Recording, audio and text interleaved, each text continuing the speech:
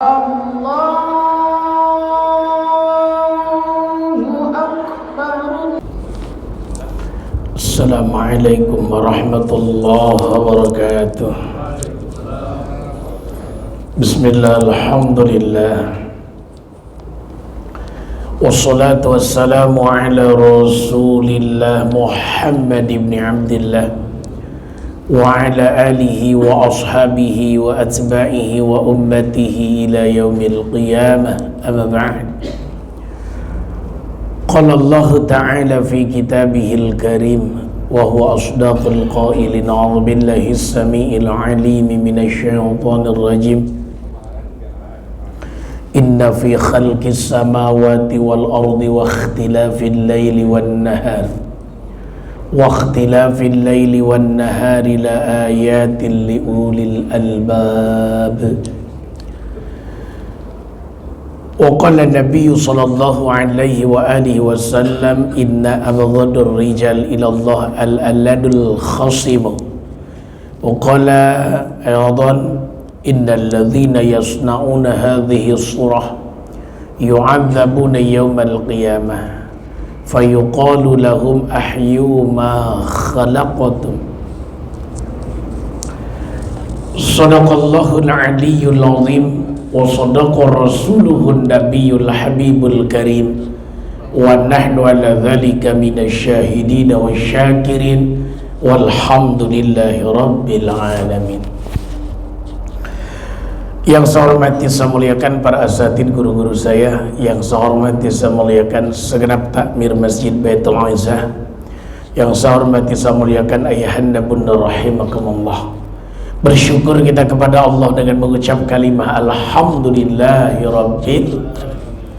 Subuh kali ini kita semua bisa hadir di masjid dalam rangka melaksanakan kewajiban yang Allah wajibkan kepada kita, yaitu salat subuh dengan disempurnakan berjamaah dan langsung melaksanakan kewajiban yang kedua, yaitu menuntut ilmu yang merupakan kewajiban selama hayat masih di kandung badan.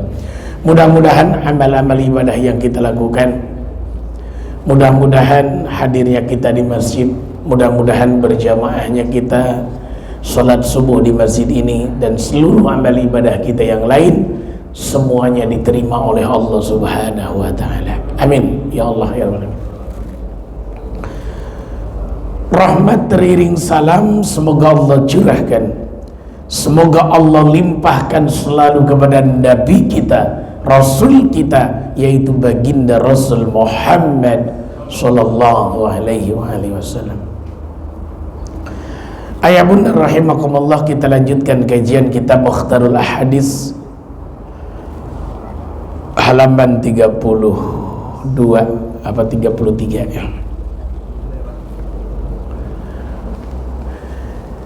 Inna abghadar rijal ilallah al-aladul khisam al-aladul khasim.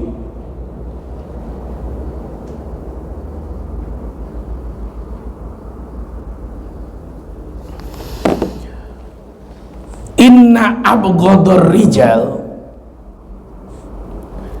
manusia yang paling dibenci ilallah, menurut Allah, al-aladul khasim, manusia yang gemar bermusuhan.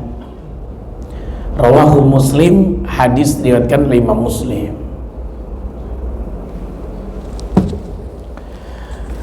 Makhluk Allah yang namanya manusia yang paling dibenci sama Allah yaitu al-aladul khasimu, orang yang gemar hobi bermusuhan. Mohon maaf lahir batin, tetangga bermusuhan dengan tetangga, saudara bermusuhan dengan saudara. Terkadang hanya berbeda pendapat sedikit, ustadz dengan ustadz bermusuhan, yayasan Islam dengan yayasan Islam yang lain bermusuhan. Nah ini mohon maaf lahir batin, biar gak bermusuhan bagaimana ustadz? Hilangkan iri, dengki di hati kita. Makanya dalam kitab Nashihul Ibad, baginda Nabi mengatakan,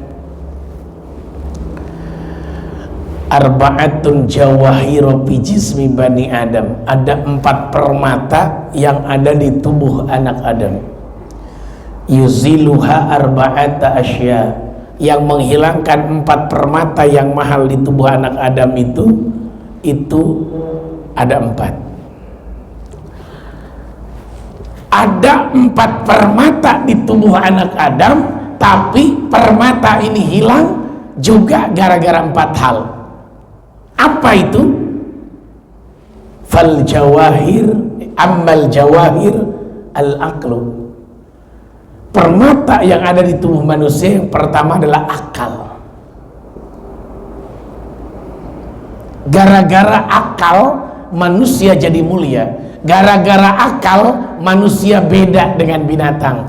Gara-gara akal manusia beda dengan setan. Gara-gara akal manusia mulia. Cuman sayang, kata Nabi, fal ghadab yuzilul aqla. Marah itu menghilangkan akal.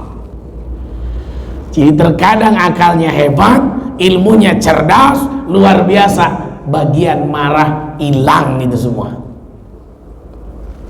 Makanya la taghdab walakal jannah, jangan marah, surga ada di depanmu.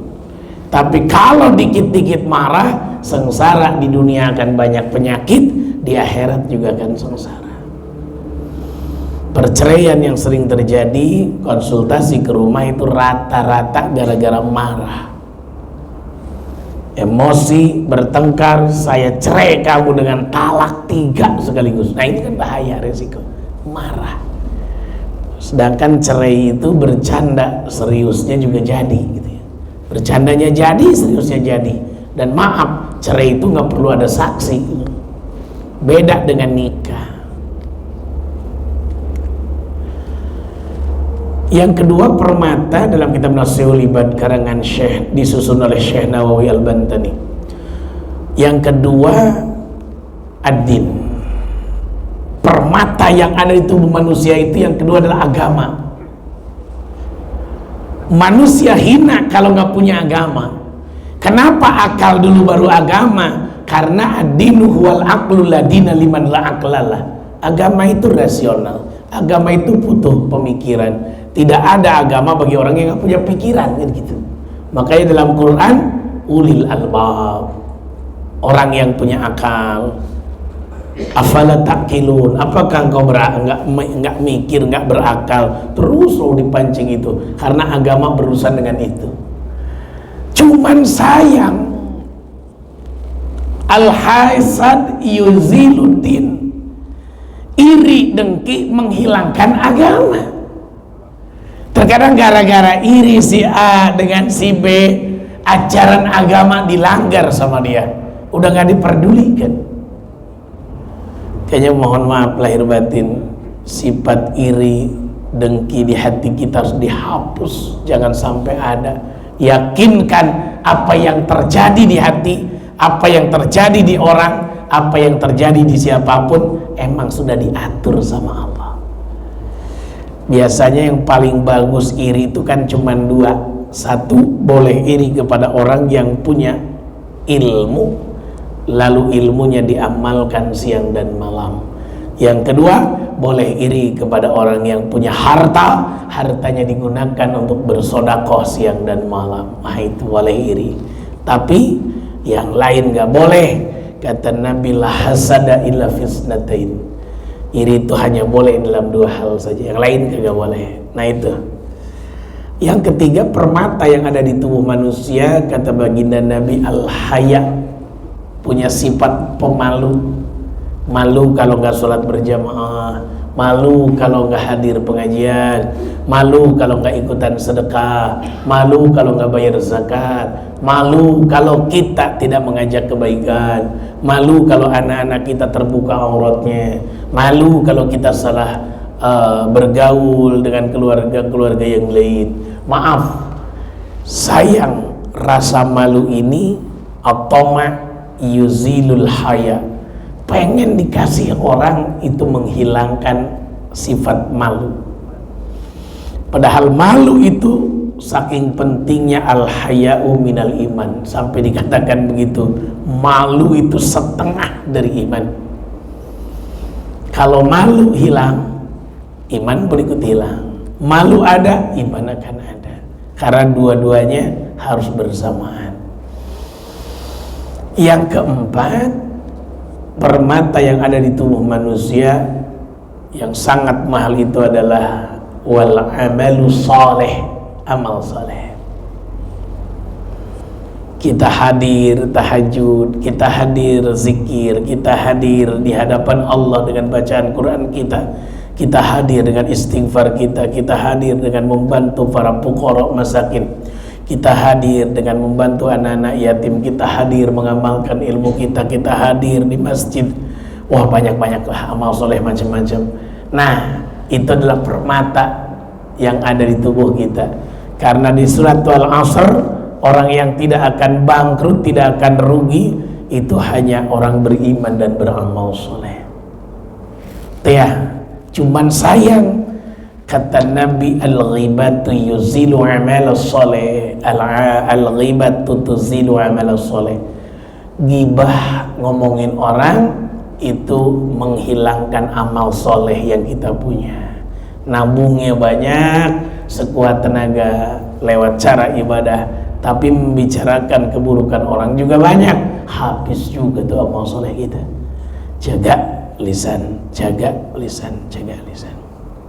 Baik, jadi punten, yuk tanamkan di hati kita, jangan punya pertengkaran, kebencian dengan siapapun, jangan, karena akan menyesal. Jadikan semua yang ada di masyarakat, di tetangga, di keluarga itu saudara. Udah, saudara seagama, saudara sedarah, saudara setetangga, maka insya Allah tidak akan ada pertengkaran. Yang kedua, biar gak ada pertengkaran, jangan merasa paling benar.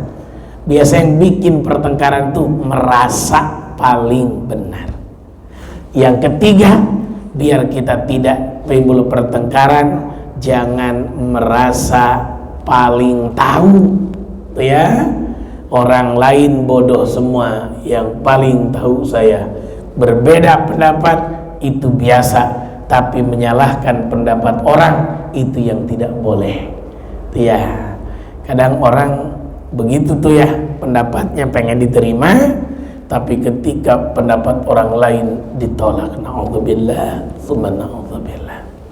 Nah itu ya, termasuk perbedaan kunut, perbedaan macam-macam, jadikan itu hasanah keilmuan, jangan dijadikan pertengkaran. Hadis yang kedua, innal ladzina yasna'una hadhihi surah, innal ladzina yasna'una, innal ladzina, sesungguhnya orang-orang,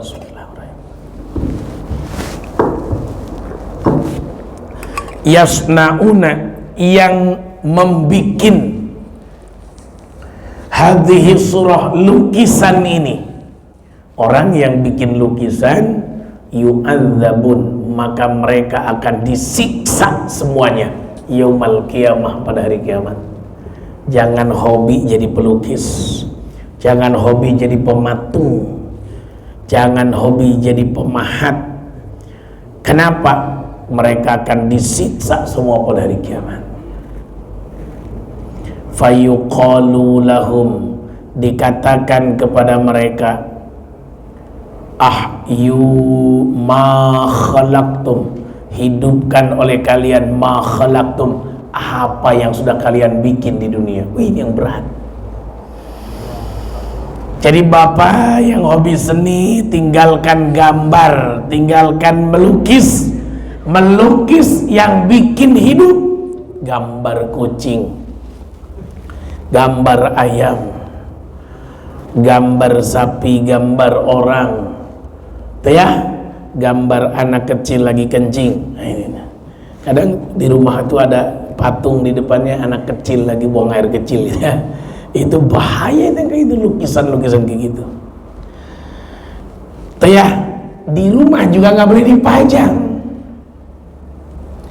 Malaikat rahmat tidak akan masuk yang di rumah itu ada lukisan, ada anjing, ada patung dan ada lonceng. Tidak akan bisa masuk. Itu ya, kenapa? Karena termasuk yang dilarang, dibenci sama malaikat rahmat. Jangan. Itu ya, kalau bisa memfoto keluarga juga jangan dipajang, tapi ditaruh di album foto pernikahan, ditaruh di album. Jadi kalau kangen tinggal buka album saja, foto pernikahan, foto perceraian, semua tinggal dilihat di album semua. Gitu ya. Kalau kangen, gitu. Jangan dilihat, dipajang. Terkadang itu mengganggu karena malaikat rahmat kegedoyan masuk. Nah, yang paling berat bukan yang majang, tapi yang bikin lukisan itu. Jadi bagaimana dong? Ada yang bolehkan ulama, melukis gambar manusia boleh, tapi kalau kepalanya doang, nggak boleh ada badannya. Kalau kaki doang. Contoh materi anatomi tubuh manusia dipisah-pisah, nggak boleh disambung-sambung. Begitu. Nah itu mohon maaf lahir batin. Jadi bapak ibu yang hobi melukis, kalau terpaksa harus melukis, habis melukis hapus lagi, jangan dibiarkan ada. Kenapa? Itu yang paling berat. Langsung bahasanya yu'adzabun, pasti disiksa yaumal qiyamah, pada hari kiamat.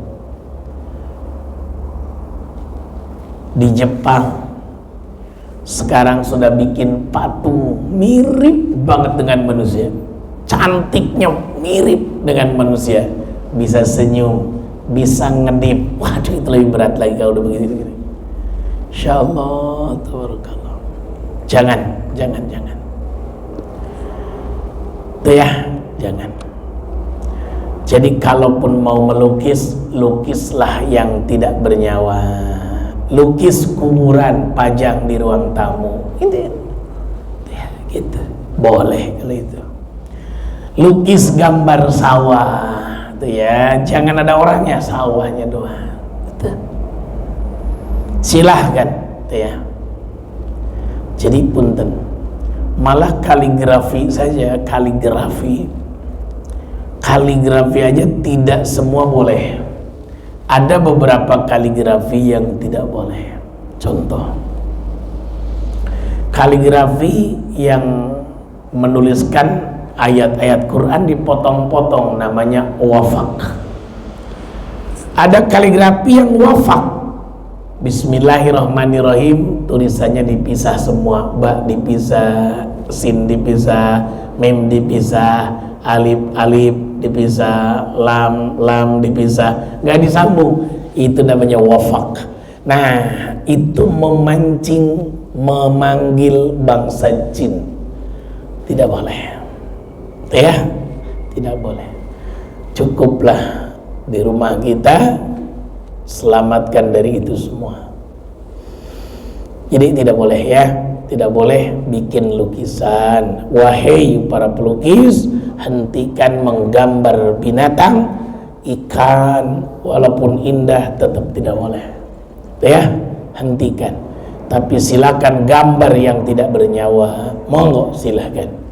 Gambar apa kayak gitu ya, terserah. Tuh, gitu. Hadis yang selanjutnya, innallaha ta'ala amaroni bimudaratin nas. Innallaha, sesungguhnya Allah Ta'ala, amaroni, Allah menyuruh aku bimudaratin nas, bersikap lemah lembut kepada manusia. Kama amaroni, seperti Allah memerintahkan aku biiqamatil faraid, untuk melaksanakan kewajiban-kewajiban dari Allah. Sikap lemah lembut itu diwajibkan sama Allah kepada kita. Maaf, tidak boleh kasar, tidak boleh keras, tidak boleh bahasanya frontal, kelakuannya maaf menyakiti orang, tapi bersikap lemah lembut.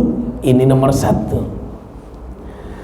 Sampai kalau lihat riwayat hadis diriwayatkan Imam Dailami dari Siti Aisyah, Nabi seperti diperintahkan melaksanakan kewajiban sholat, kewajiban puasa, dan kewajiban-kewajiban yang lain, saking wajibnya bersikap lemah lembut sama manusia. Maaf, ketemu orang miskin, itu nomor satu ya, bersikap lemah lembut. Ketemu orang lemah, bersikap lemah lembut. Yang ketiga, bertemu dengan orang bodoh, itu ya, harus bersikap lembut. Kalau kita ke orang pintar nggak mungkin berani, kita tidak bisa. Kalau ke orang kaya nggak mungkin kita berani berkata yang tidak sopan. Nah, makanya orang miskin, orang bodoh, orang lemah, tolong tetap bersikap lemah lembut. Terkadang orang yang kagak ngerti, mohon maaf lahir batin, kalau bertanya itu terkadang sampai nyebelin gitu. Nah, di situ harus sabar. Ketemu orang miskin, terkadang orang miskin minta tuh sampai ngeselin. Nah, di situ harus sabar. Ketemu orang lemah, apakah lemah fisik atau lemah mentalnya? Nah, di situ harus sabar. Ngadepin seperti itu, bagaimana emosi kita tidak terpancing, gitu begitu. Bagaimana amarah kita tidak terpancing, gitu di situ. Makanya mohon maaf lahir batin, hadis ini memaksa agar kita punya pribadi yang bersikap lemah lembut. Terkadang maaf kalau hati baik mah lemah lembut itu ada. Hayu kita bersikap lemah lembut sama istri kita, sama suami ibu-ibu, sama anak-anak, sama tetangga, sama saudara. Maaf, terkadang yang tua kasar sama yang muda, yang kaya kasar sama yang miskin, yang pinter kasar sama yang bodoh. Segitu aja kamu nggak ngerti, nah itu yang bahaya kayak gitu. Masa sih segitu aja nggak punya, nah itu bahaya kalimat itu. Itu ya. Makanya punten, kewajiban kita kepada istri kita adalah bersikap lemah lembut dengan sayang. Kewajiban kita kepada anak-anak kita bersikap lemah lembut dan kasih sayang.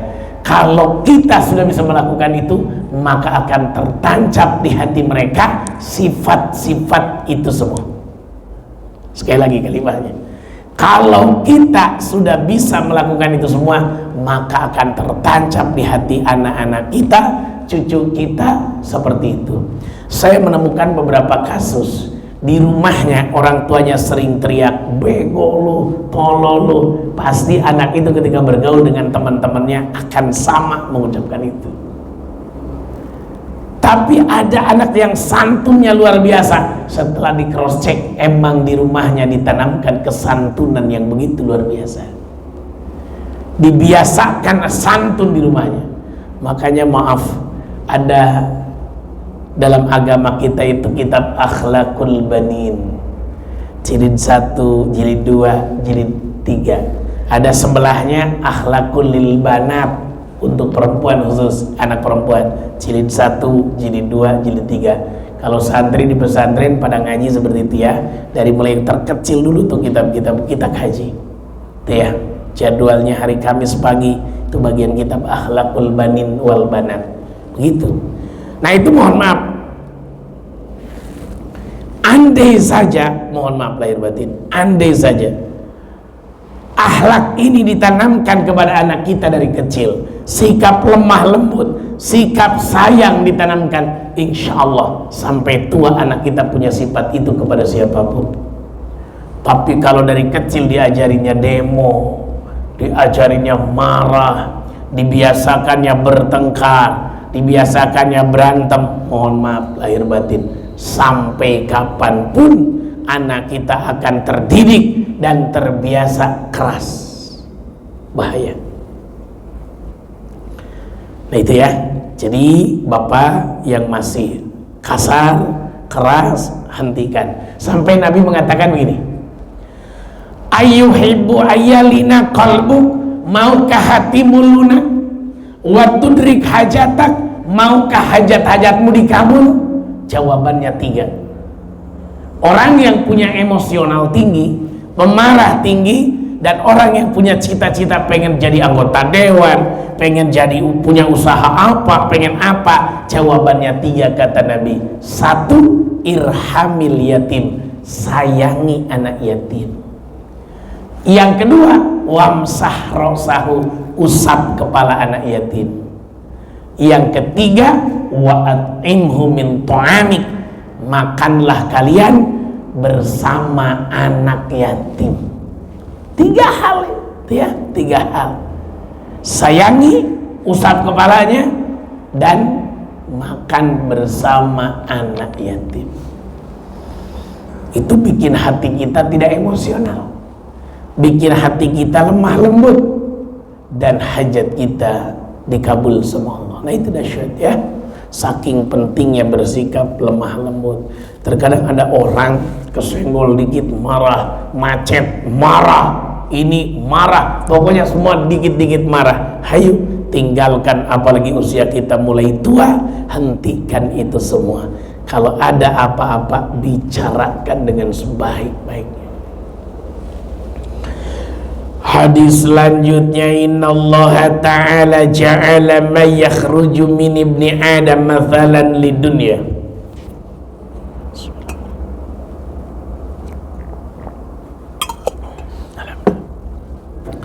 Innallaha ta'ala, sesungguhnya Allah Ta'ala ja'ala, menjadikan perumpamaan, ma yakhruju, ma kotoran, yakhruju yang keluar, min ibni Adam, dari seorang anak Adam, itu mathalan, perumpamaan, li dunia, untuk urusan dunia.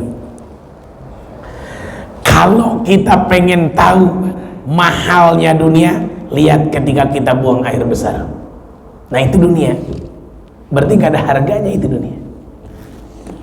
Makanya kalau ada orang sampai sombong gara-gara dunianya, sampai congkak gara-gara hartanya, sampai pelit dan emosional pemarah kepada orang gara-gara kekayaannya, ingat, harta benda itu seperti kotoran yang kita keluarkan dari pagi hari.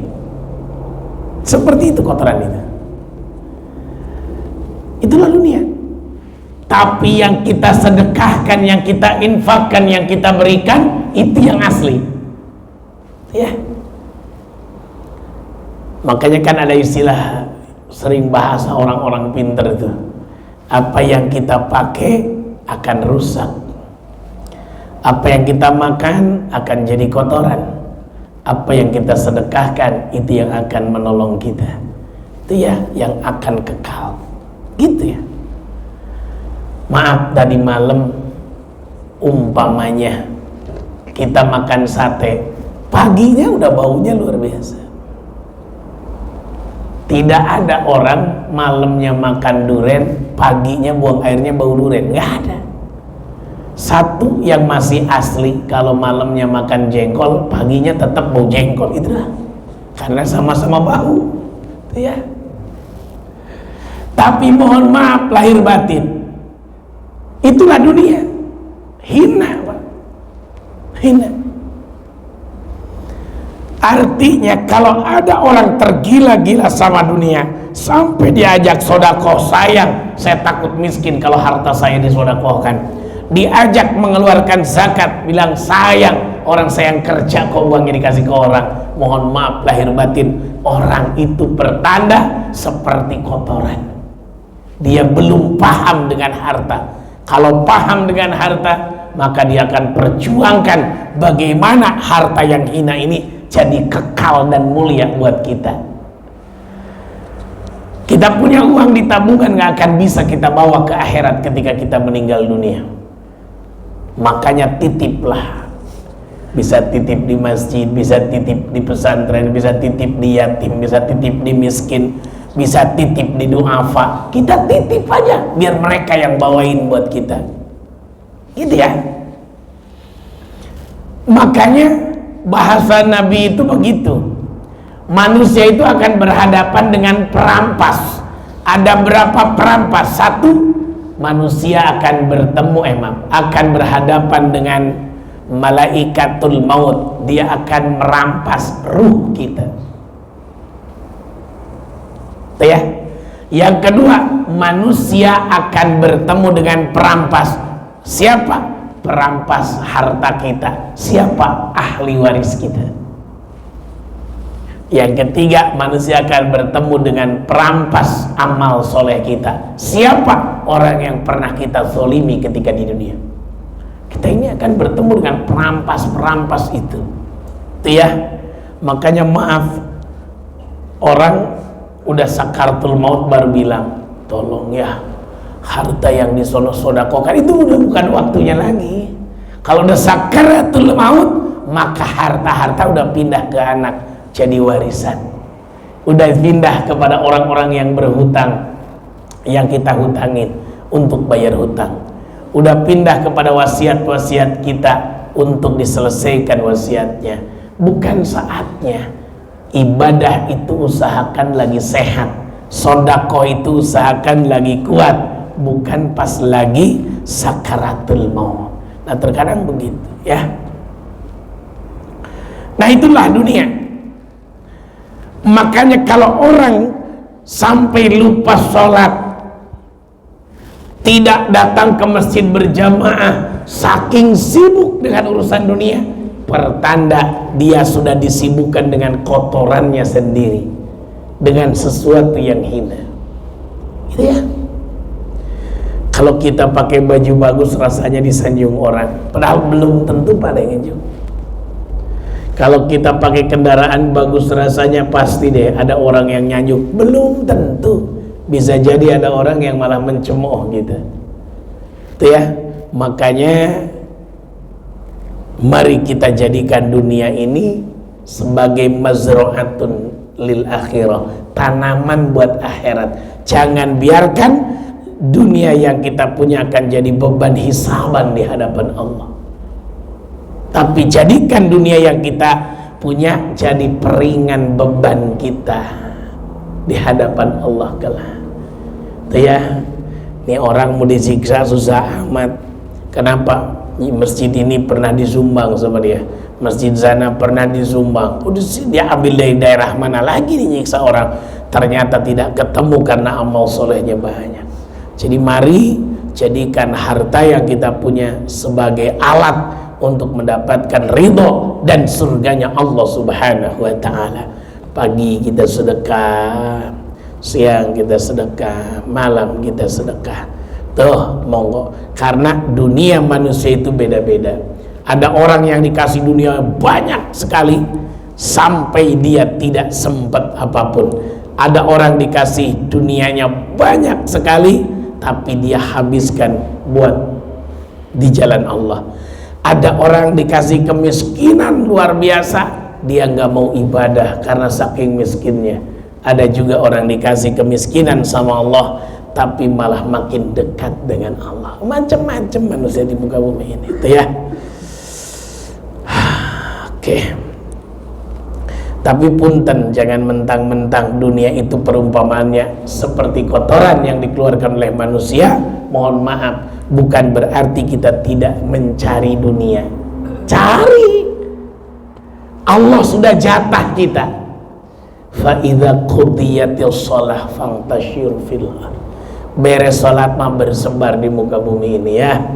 Sesuai dengan proporsi masing-masing, sesuai dengan kemampuan masing-masing. Ada yang mampunya di bidang ini ya kerja, ada yang mampunya di sana ya kerja, ada yang mampunya dagang ya dagang, ada yang mampunya memang jadi karyawan ya jadilah karyawan. Kenapa? Tidak boleh hanya berpangku tangan kita berdoa tapi tidak pernah bekerja. Tuh, i'mal lidunyaka ka'annaka ta'ishu abada. Urusan dunia mengerjakan oleh kita seakan-akan akan hidup selamanya.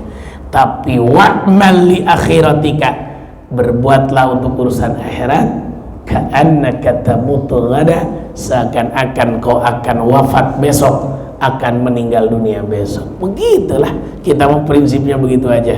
Makanya maaf bapak-bapak yang punya bisnis, lanjutkan bisnisnya ya, niatkan buat ibadah, tapi jangan sampai pekerjaan kita membuat kita jauh dari Allah. Terakhir, hadis terakhir, innallaha ta'ala jawad yuhibbul jud. Innallaha, sesungguhnya Allah Ta'ala itu jawad, maha dermawan, yuhibbul jud, yuhibbu, Allah mencintai al-jud, orang dermawan.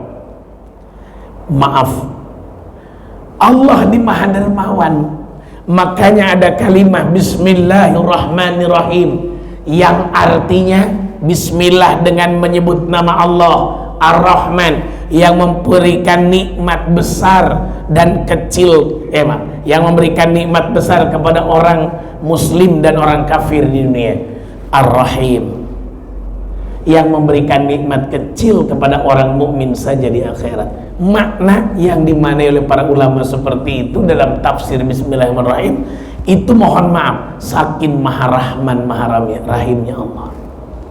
Allah di dermawan, sampai ada dalam sebuah kitab dikatakan, dalam sebuah keterangan, ketika seseorang berbuat dosa, maka dosanya tidak menahan, satu, tidak menahan rizki, tetap Allah kasih rizkinya.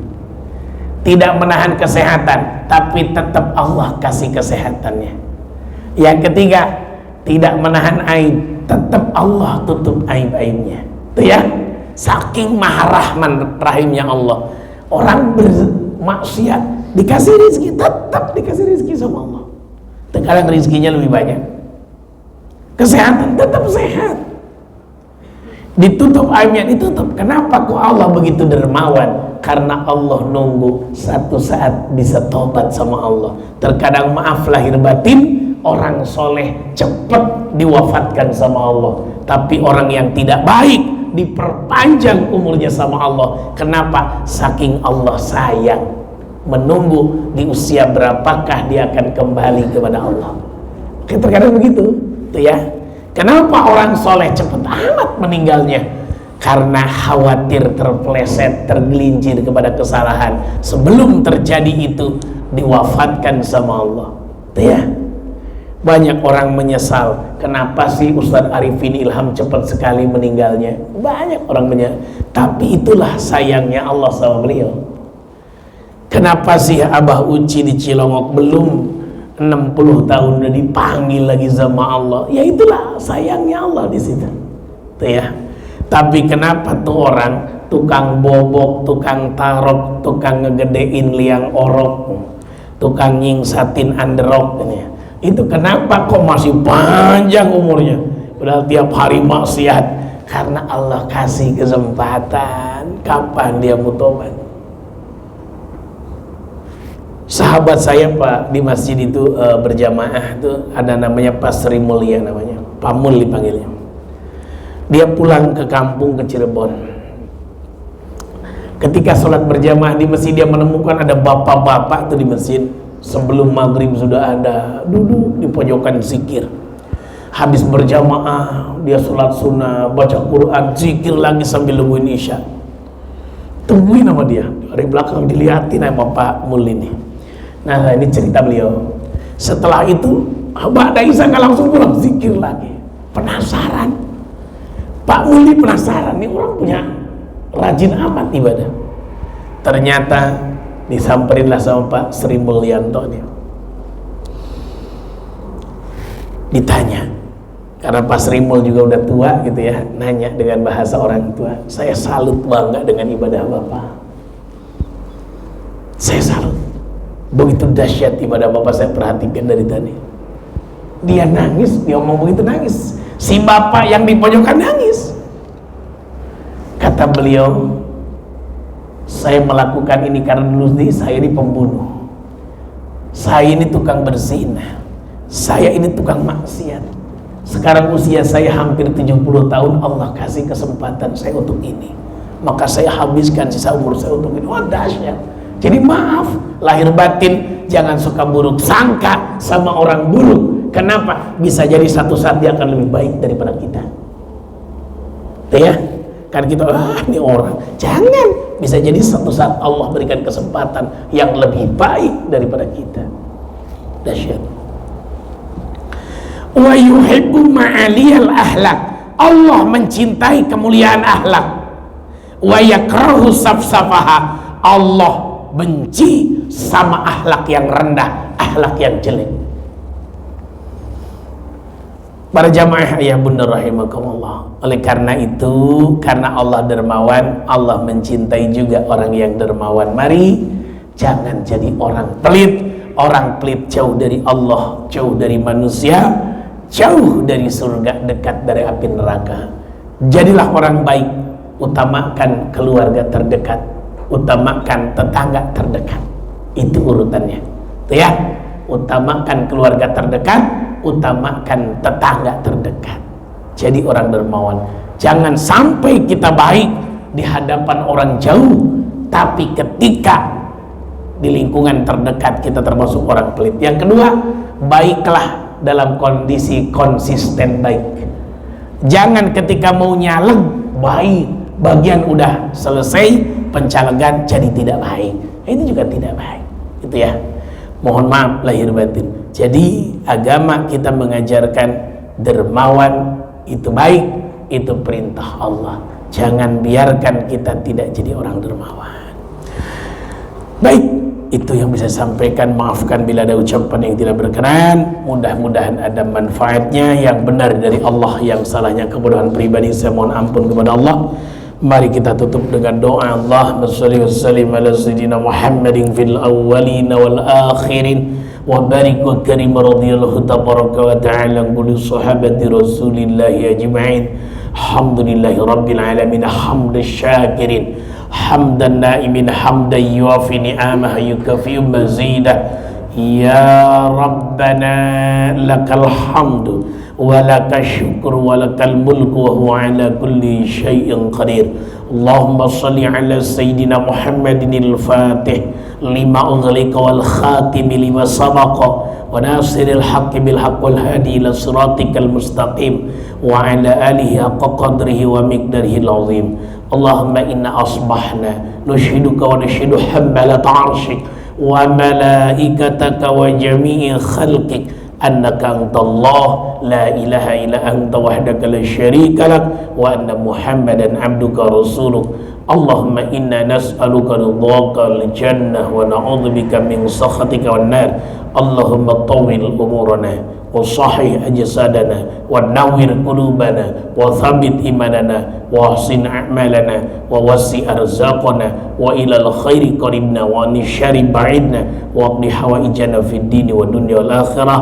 Allahumma inna nas'aluka minal khairi kullihi ma'allimna minhu wa ma lam na'lam wa na'udzubika minasy syarri kullihi ma'allimna minhu wa ma lam na'lam bi rahmatika arhamar rahimin. Allahumma inna nas'aluka husnal khatimah wa na'udzubika min su'iha wa anta tawaffana 'alal imani wat taubah. Rabbana ighfir lana dhunubana wa liwalidayna warhamna warhamhuma kama rabbayana shighara wa li jami'il muslimina wal muslimat wal mu'minina bi rahmatika ya arhamar rahimin. Rabbana hab lana min azwajina wa dhurriyyatina qurrata a'yun waj'alna lil muttaqina imama. Rabbana la tuzigh qulubana ba'da idh hadaitana wa hab lana min ladunka rahmatan innaka antal wahhab. Rabbana atina fid dunya hasanah fil akhirati hasanah wa qina adzaban nar. Shalli wa sallim ala jami'il anbiya'i wal mursalin walhamdulillahi rabbil alamin. Itu yang bisa sampaikan. Maafkan bila ada ucapan yang tidak berkenan. Yang benar itu dari Allah, yang salahnya saya mengucapkan astagfirullah, mohon ampun kepada Allah. Subhanakallahumma wa bihamdika asyhadu an la ilaha illa anta astaghfiruka wa atubu ilaik. Billahi taufiq wal hidayah wal afa minkum. Assalamualaikum warahmatullahi wabarakatuh. Allah